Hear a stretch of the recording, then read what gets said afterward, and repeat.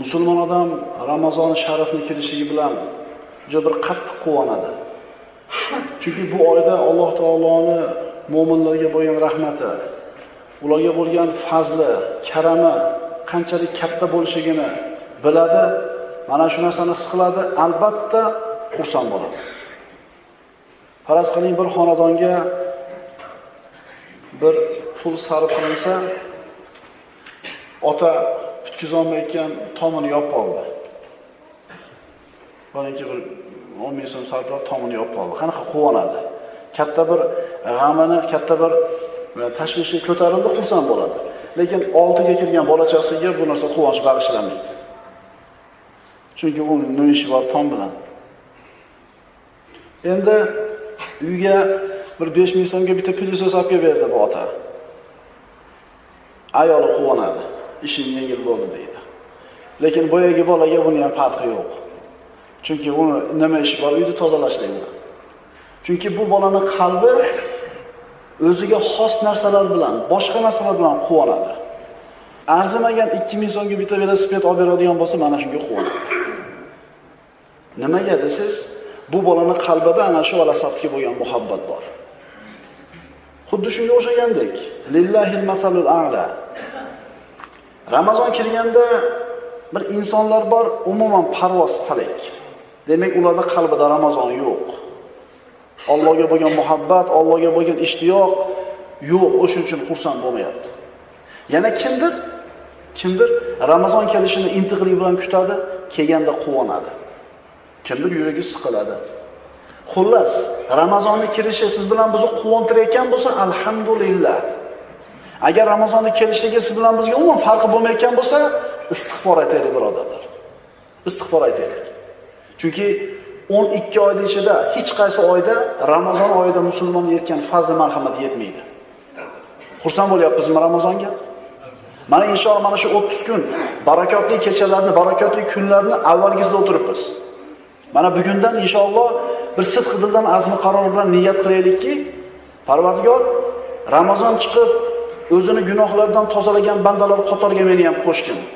Mashhur hadis, Nabiy sallallohu alayhi vasallam minbarga ko'tarilayotib, amin dedilar.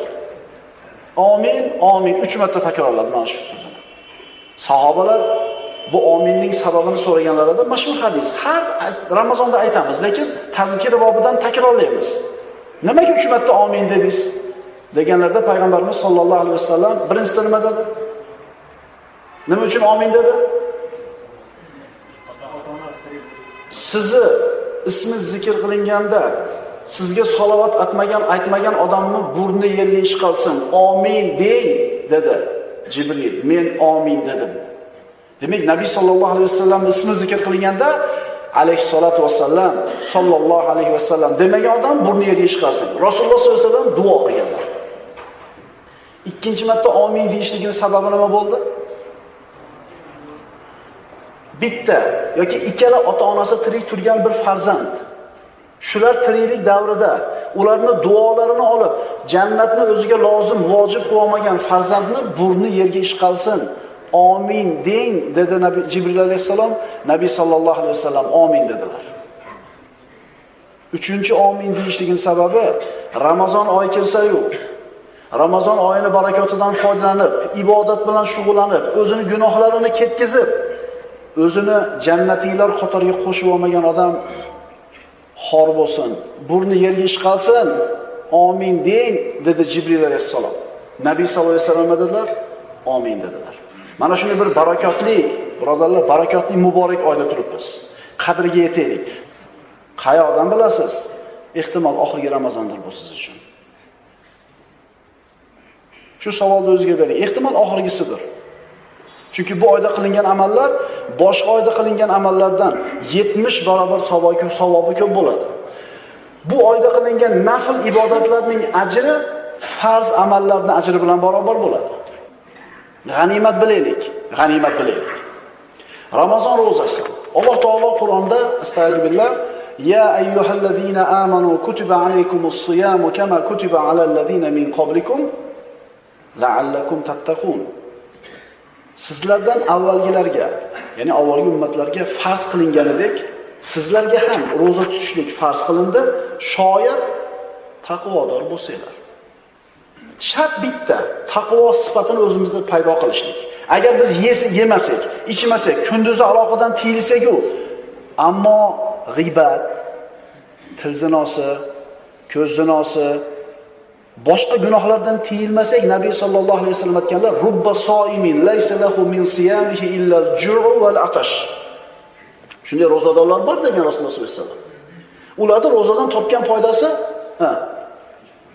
och qolgani-yu, chanqagani, ularga ajr yo'q. Chunki boyaga yeyish, ichishdan, aloqadan tiyildi, ammo boshqa gunohlardan tiyilmadi. Demak, taqvo sifati topilmadi bu odamda. Demak, bu odam rozasi roza emas.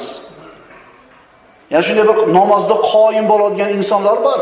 Ularning namozdan topgan narsasi uyqusidan qolgani xolos. Shuning uchun yemayapmiz, ichmayapmiz, aloqadan tiyilyapmizmi? Endi bu ommaning rozasi. Hamma shunaqa roza tutadi. Ommatun nas. Ommatan odamlar shunaqa roza tutadi.